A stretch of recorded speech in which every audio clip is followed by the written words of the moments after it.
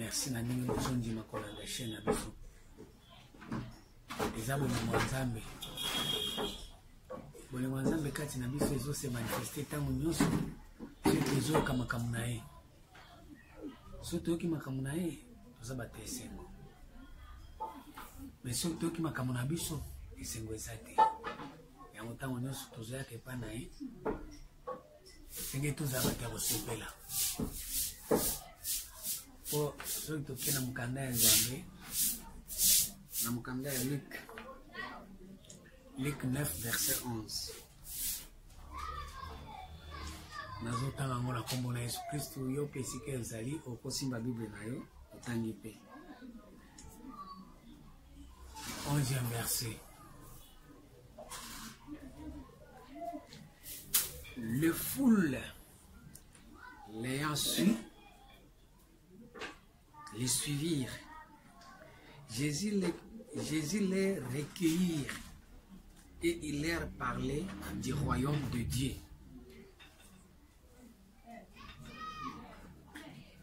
Jésus a yambi bango azobela bango na tina Italie bokonzi ya Nzambe.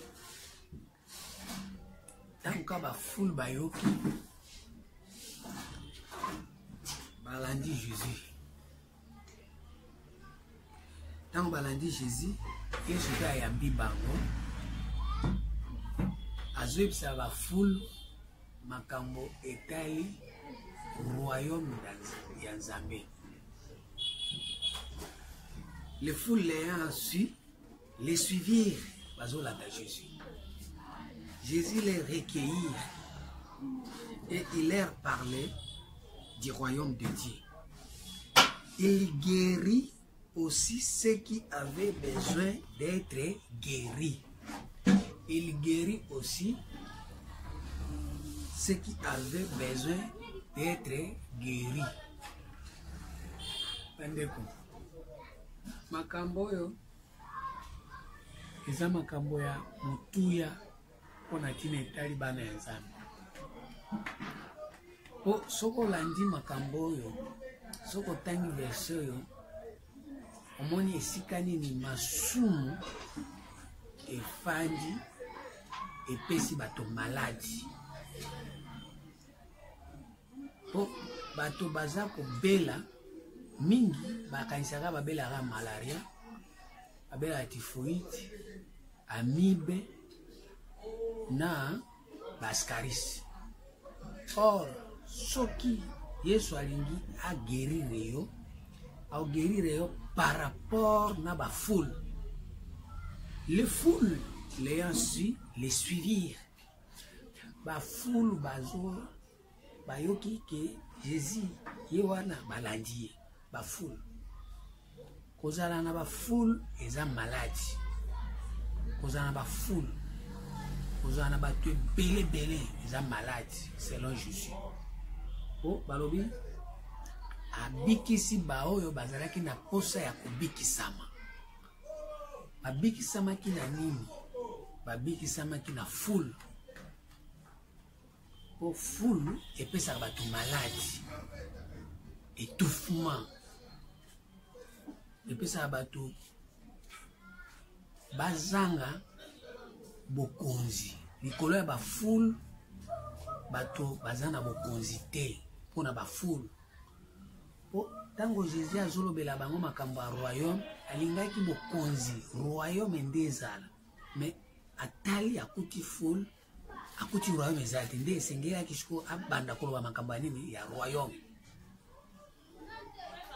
Pourquoi Jésus azoloba makambo ya royaume? Puisque akuti ba foule nde bazolanda ye ba foule. Psaume 94 verset 19.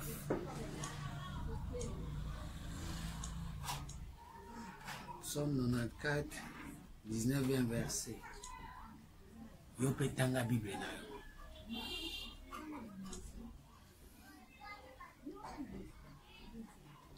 Quand les pensées s'agitent en foule au-dedans de moi, quand les pensées s'agitent en foule au-dedans de moi, des consolations réjouissent mon âme. c'est-à-dire mutu azana ba pensée ebele ba foule na kati na ye nde esika oyo ba foule bazalaka na kati ya pensée na bala ye na bota ye na kende voyage na zwa mbongo ye na bikisama ye nani azosala nga na kangi vi na ngai ye natindikela bango moto ye nkolo nange koka mokolo nini ye bafulu nyonso bazofandi na kati ya panse ya motu nani nde aza ndoki na ngai ye bampuku bandoke banyau bandoke bampese bandoke lipapa ndoke biloko nyonso ndoki bafulu. Car mes pensées s'agitent en foule au-dedans de moi. La foule. Si vous foule wana nde bazo kamba. Bazo landa Yesu. Matthieu 13, verset 34. Matthieu 13, 34, un verset. Entendons la commune de Jésus-Christ. Jésus dit à la foule toutes ces choses en parabole. Jésus a lobelaka ba foule makambo nyonso na masisi. Alobela bango clair te. Tellement ba foule bazali. Quand mutu aza na ba foule ebele makambo nyonso Jésus akoloba ezobima masisi. Parabole masisi. Jésus dit à la foule Jésus dit à la foule toutes ces choses en parabole et il ne lui parlait pas sans parabole. Jésus ce qui va foule baza alobaka na parabole. Akoki koloba te sans parabole, il faut qu'il y ait parabole. Il y a parabole pourquoi? Parce que baza ba foule. Luc 23 verset 27. Luc 23 27e verset de la Bible. Il était suivi d'une grande multitude de gens. Il était suivi d'une grande multitude de gens, du peuple et des femmes qui se frappaient la poitrine et se lamentaient sur lui. Batumbe bere kili kili. Multitude. Na basi. Ba peuple. Bazo beta tolo. Bazo se lamenter pour na Jésus. Jésus se retourna vers elle et dit, fils de Jérusalem, ne pleurez pas sur moi, mais pleurez sur vous et sur vos enfants. Bole la pona ngai te, bole la pona bino po boza ba fulu. Bole la pona bino pona bana na bino po boza ba fulu boleki ebele. Boza na pensée eza na makambo kili kili. Bole la pona ba pensée na bino ba pancha na bino ba pancha moko eza kili kili. Yo moko zo kanisela bato mabe, yo moko zo kanisela bato ba kufa, yo moko zo kanisela bato frene bato, yo moko zo tia bato makelele, yo moko zo loka bato, yo moko zo linga nzambe asala, yo moko ozala makambo kili kili za kubungisa maele na yo za fulu. Siko zo lela pona Jésus, Jésus abibole la pona ngai te, bole la pona ba fulu na bino, lela pona ba makambo ebele bele kiona mutu. Ele kiona pensée. Bole la pona Jésus te, puisque Jésus aza koloba makambo etali royaume bokonzi oyo esengeli moto akonza bafulu me yo bafulu nde bazokonza yo tellement makambo eleki ebele yango nde ezokonza yo sikoyo royaume eza te oza mokonzi te ozokonza te tellement ozokonza te yango sikoyo yo ozolela mpona Jésus oro Jésus ayebi ke ye aza na royaume yakobi boye na Matthieu 28 verset 18 Jésus aza na pouvoir 28-18. Alors, oui, boy. Jésus s'étant approché, leur parla ainsi. Tout pouvoir m'a été donné dans les ciels et sur la terre. Jésus a un pouvoir. C'est-à-dire qu'il a un royaume, il a un mokonzi. Azui ciel, il a un pouvoir. Il a un terre, il a un pouvoir. Azo régner le colo à ciel, azo régner le colo à terre. Ata ciel et l'ingé téléma, Jésus azo régner. Ata terre lingue telema Jésus azo régner azo nyata terre azo maîtriser ciel aza na pouvoir likolo ya ciel puisque na ciel batiaki ba lumineur soki ata likolo ya ciel ba lumineur elingi epesa azodomine yango pourquoi parce que ayebi ke ye il faut dominer ba lumineur wana ntango nzambe azotia ba lumineur mpona koéclairer terre jésus aza likolo nango aza roi nango azokonza yango nazoloba nini toute chair n'est pas les mêmes chair. 1 Corinthiens 15 verset 39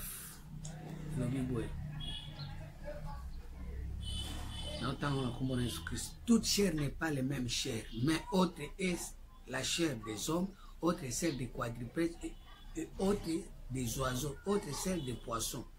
Il y a aussi des corps célestes. Tout pouvoir m'a été donné dans le ciel. Il y a aussi des corps célestes. Les corps célestes, Jésus a un pouvoir, il y a aussi des corps célestes et des corps terrestres. Mais autre est l'éclat des corps célestes, autre est celui des corps terrestres. C'est que le corps wana, il y a le corps céleste, na corps terrestre, Jésus a un pouvoir. C'est que le corps qui est monani, corps est monani, Jésus a un pouvoir. Ils ont dit que le corps est dominé Jésus. Jésus a dominé le corps, a assujetti vraiment. Ça veut dire que ça a sénaï. Mais bino bato bozolo ka Jésus bozolo dans la foule. Corps des eaux dominé Jésus a dominé te. Esprit à Jésus ils ont dominé te, mais corps nzoto. Ba on a dit lo banzoto. Par exemple, il obela tinzoto. On zambe azarawa naza piaka zama pesi mbongo il obela tinzoto. Nzoto wana ya mbongo wana ekumo dominé yo. Ozana pouvoir le corona ngote.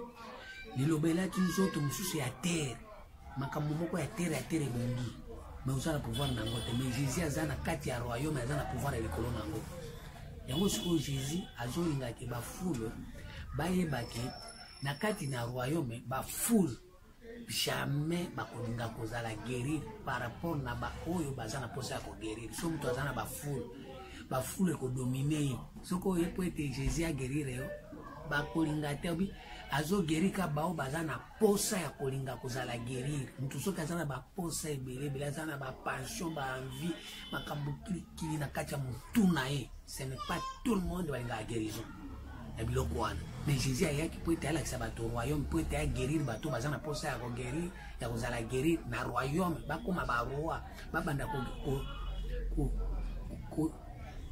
ko assujettir ba foule wana ba population wana ba peuple wana ba oyo baza ko empêcher bato ba kota na kati na royaume à partir ba foule ba raisonnement makambo kiliki oza na royaume te soko raisonner ofingi soko raisonner o sala lokuta o sali na lokuta o kotsa makambo amanyanga o kotsi makambo amanyanga ba foule wana nyonso de bazo dominer or Jésus azola sa royaume po yo o dominer ba foule po ba foule ba yoka ka masese ba yoka parabole ba yoka vérité te.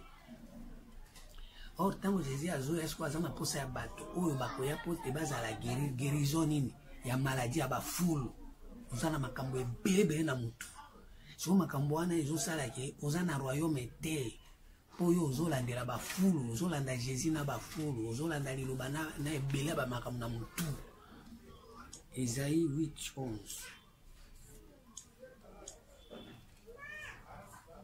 Isaïe 8, 11 verset.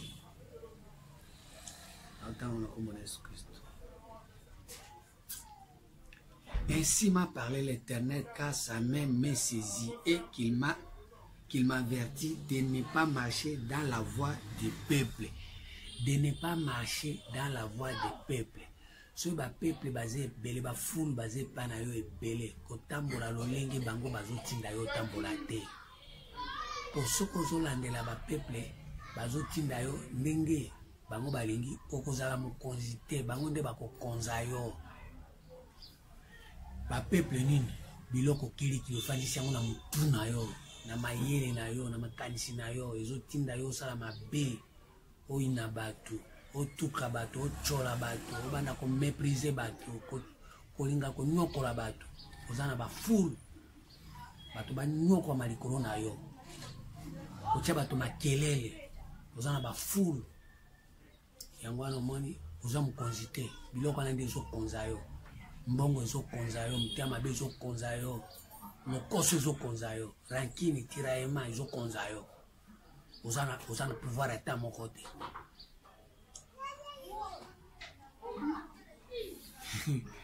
Or Jésus azoya koannonce yo royaume de Dieu okoma roi. Luc 10 verset 17. Luc 10 17. Et le Bible.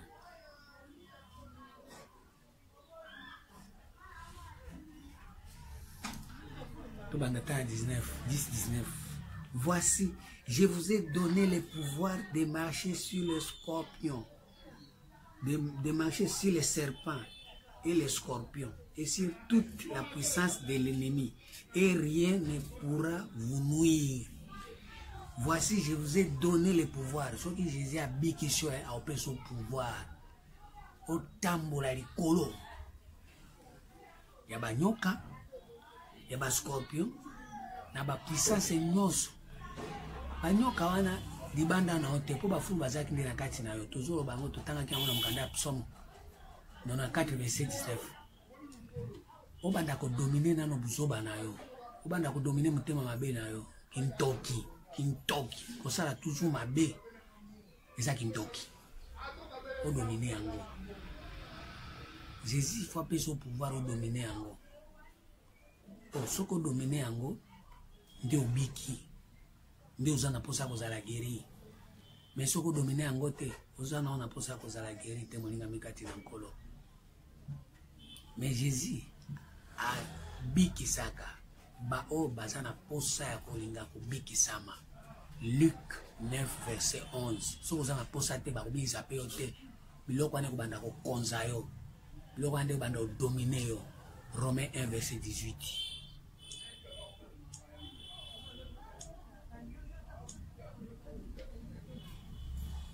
Le Bible. La colère de Dieu s'est révélée du ciel contre toute impiété et toute injustice des hommes qui retiennent injustement la vérité captive. Qui retiennent injustement la vérité captive. Bolingi ma parabole, mais bolingi vérité de. Si vous avez vérité, vous tiens on a boloko, les obimate, vous kangi ango. Kanyango bi vérité ko bimate to ba vérité te biso to ko kaka ba parabole biso tema to zana ba fou soki Jésus a lobi to ko baka to ko kaka na masisi siko tango zo kana masisi yo zo retenir vérité captif vérité kanyango car ce qu'on peut connaître de Dieu est manifesté pour eux. Dieu leur ayant fait connaître. Oye sengela ki bato ba yeba. Zamba sali ki ala kisabato ba yeba yango mais tema bazana full. Ba ngi ko yeba ngo te ba ngi ko yeba parabole. En effet, la perfection invisible de Dieu, la perfection invisible de Dieu. Sa puissance éternelle et sa divinité se voient comme à l'œil nu. Puissance en Zambé, divinité nae. Et singeli mona na clair, et à la parabole, et à la massicité, mais à la vérité, réalité. En effet, les perfections invisibles de Dieu, sa puissance éternelle et sa divinité se voient comme à l'œil nu, se voient comme à l'œil, depuis la création du monde, quand on les considère dans ses ouvrages, ils sont donc inesquisables. Ça veut dire bateau oyo bakozo la vérité bakangi yango eza bateau bazana full soki yo yebi tellement ba full bazali okangi vérité zambabe aolimbisa ote akoeskise yote puisque ayant connu Dieu ils ne l'ont pas glorifié comme Dieu et ne lui ont pas rendu grâce mais ils se sont égarés dans leurs pensées et leur cœur sans intelligence a été plongé dans les ténèbres na molili. Batu ba mona ka parabole ba mona molili masisi bakabanza meza clair pe za mabomba mi nzambe. Nous connaissons en partie, nous prophétisons en partie. On est talibisote on est makambo nzambe. Or nzambe alingi batu ba ye clair na miso mona boye na moni makambo nzambe za clair. Pourquoi? Parce que ba foule baza balingi kobika te ozolo makambo kilikili. Si on zamba balingi ala sa perfection ala sa puissance na ye, mais tellement bo kangi vérité bo fungoli lokuta. Bon zamba zoyo kana susute. Se vantant d'être sages, ils sont devenus fous. Se vantant d'être sages, ils sont devenus fous. Pourquoi? Parce que ba foule batondi bakomi batama poma devant Nzambe yango ona mutu azana ba foule nae amaka mokili ke na ba peuple na kati ya mutu nae azana bana bele na kati ya mutu siko akomi sani ba prière ya ba foule, prière ya ba foule, prière Nzambe tumba na tumbi, Nzambe na tumbi o tumba ozomi tumba yo moko pesi ozana ba foule esengeli batia moto ozika na ba foule wana po ete obika. Ils ont changé la gloire de Dieu incorruptible en image représentant d'hommes corruptibles. Moi, je suis en full image en Nzambe eza incorruptible, Nzambe eza clair, corps na ezali saint. Yo tiango Nzambe ezali corruptible, corps du péché. On l'a dit ici Jésus corps du péché, ça veut dire que Nzambe comme makambo ya ignorance. Et tikali kaka ba zone d'homme.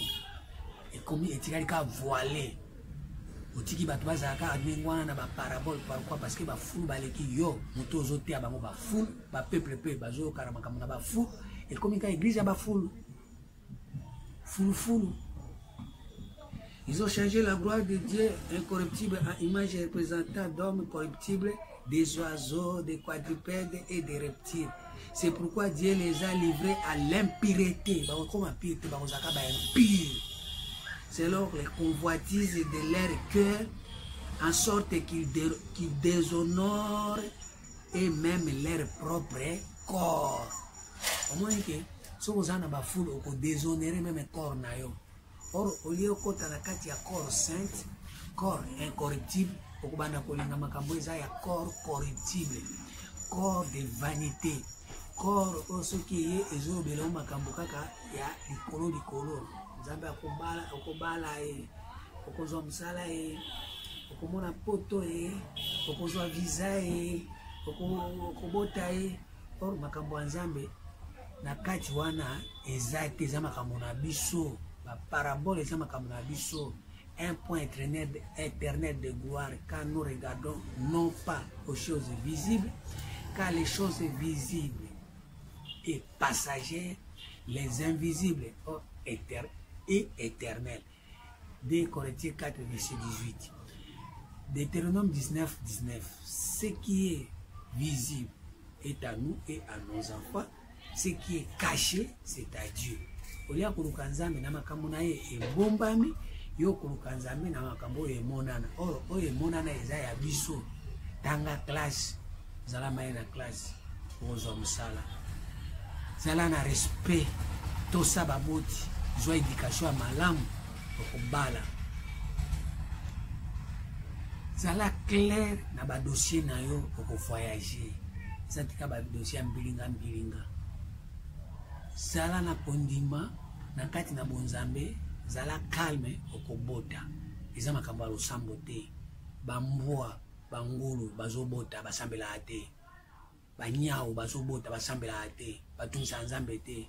Pourquoi pas yo mutu obanda utumisa Nzambe biloko wana nyonso eza makambo na biso oboti okufi Nzambe akoyebisa te kota na royaume kota na kati na paradis po yo obotaki kota na kati na paradis po zwaki mbongo kota na kati ya paradis po zaki ko voyager kota na kati ya paradis po zwaki musala kota na kati ya paradis po tongaki bandako biloko wana nyonso epa Nzambe ce sont des vanités ekoleka okotika yango ande komolinga mikati na nkolo na miniti oyo zwana no temps ya ko raisonner pour kota na kati na royaume ozala mukonzo konza biloko wana oli biloko wana konza yo ozoboma bato likola biloko ya mokili mingi ozoyina bato likola biloko ya mokili mingi olingo nganzama nango ka yo moko ata batindeli ba mususu oki motema pasi ti bakabeli mususu oki motema pasi foti ya songi okabisa otia hene po ozana kati ya ténèbres molili yango wana ba foule baleki ebele bozolela mpona yesu yesu abi bolela mpona ngai bolela mpona bino na bana na bino botungisi bana baevre bapratike ya bosoba. C'est pourquoi Dieu les a livrés à l'impurité selon les convoitises de leur cœur, à sorte qu'ils déshonorent eux-mêmes leur propre corps, et qui ont changé la vérité de Dieu en mensonge. Si vous avez une foule de vérité, vous avez un mensonge, une parabole. Et qui ont adoré et servi la créature au lieu du Créateur, qui est béni éternellement. Au banda ko adorer ba créature, ça veut dire biloko nyonso nzambe asala yango ndo banda ko adorer yango ndo ko ba konzina yo ba mbongo bandaku ba mituka yango ndo bando konza yo. So mutu toucher kaka couleur ya mutuka na salinga boy ça veut dire comme mutuka. Oko mutuka so ba toucher mutuka ba toucher yo. Ba toucher mbongo na salinga boy yo comme mbongo.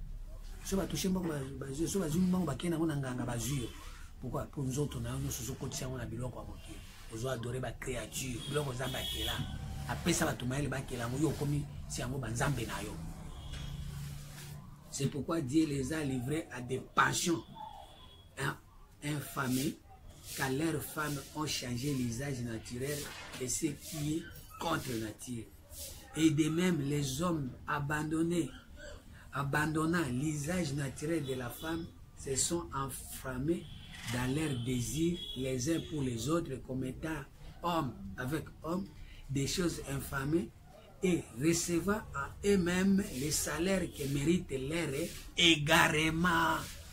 Bato babunga bokozwa lifuti nango yango moni bo nzambe asali ngai nazwi mbongo wana obungisa o nzambe asali ngai nazwi libala libana obungisa o nzambe asali nazwi misala obungisa o okotika eglise likolo ya mobali oti osambela likolo ya mosala oti osambela likolo ya mbongo ke kuna mbongo bato na kesi obuki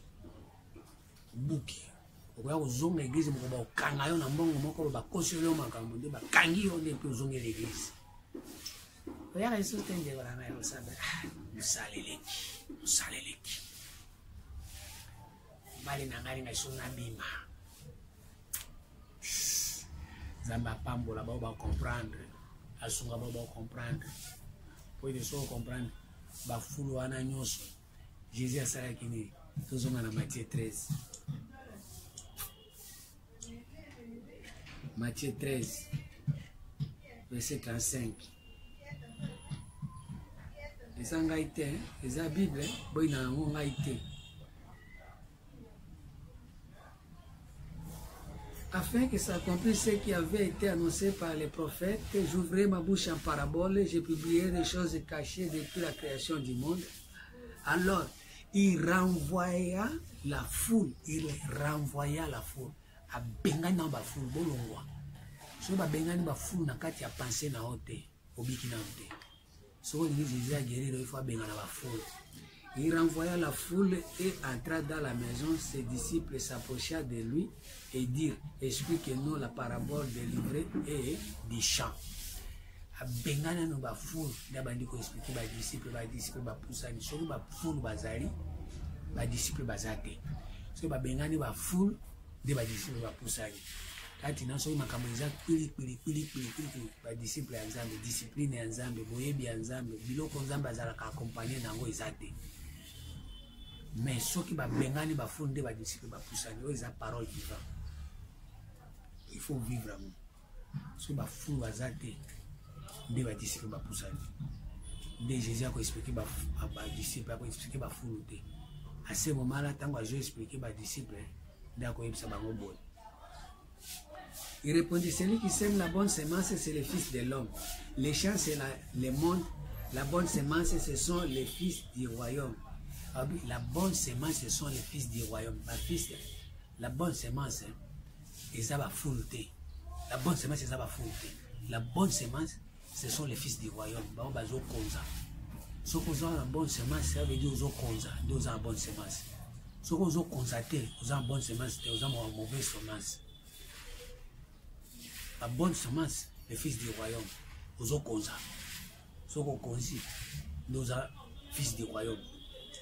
Apocalypse 1:5.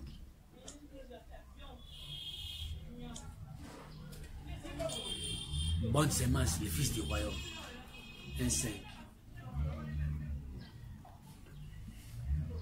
De la part de Jésus-Christ, les témoins fidèles, les premiers-nés des morts et les princes des rois de la terre, à celui qui nous a aimés, qui nous a délivrés de nos péchés par son sang, à qui a fait de nous un royaume de sacrificateurs. À Sali Bato, comme un royaume qui a un sacrificateur. Pour avoir sacrifié aux Alanan, un royaume, au Konza. Baninga Mekati Nanko, yo lingo sacrifié au Konzite. Yo nano konzi le kutate, le côté zo konza yo. Yo lingo sacrifié nini.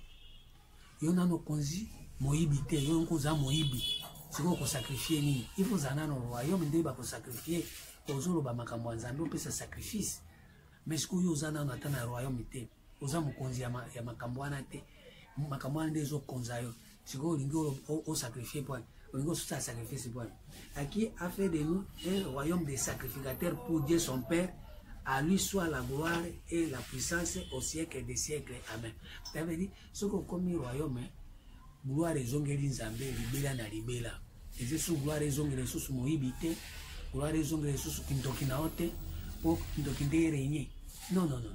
Nzambe nda comme ko régner, Jésus nda comme régner libela na libela, au siècle des siècles. Ani la mikati na nkolo. Yonde sko komona ke Jésus a commis mon consinayo. Je vous ai donné le pouvoir. Après, si nous avons le pouvoir, nous avons beaucoup de royaumes. Nous avons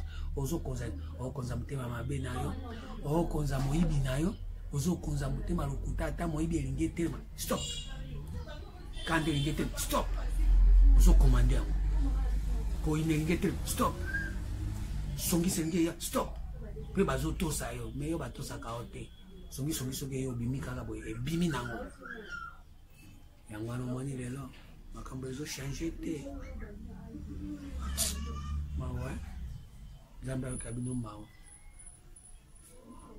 ayo kabino mawo etika bona kombo na Yesu Kristo amen.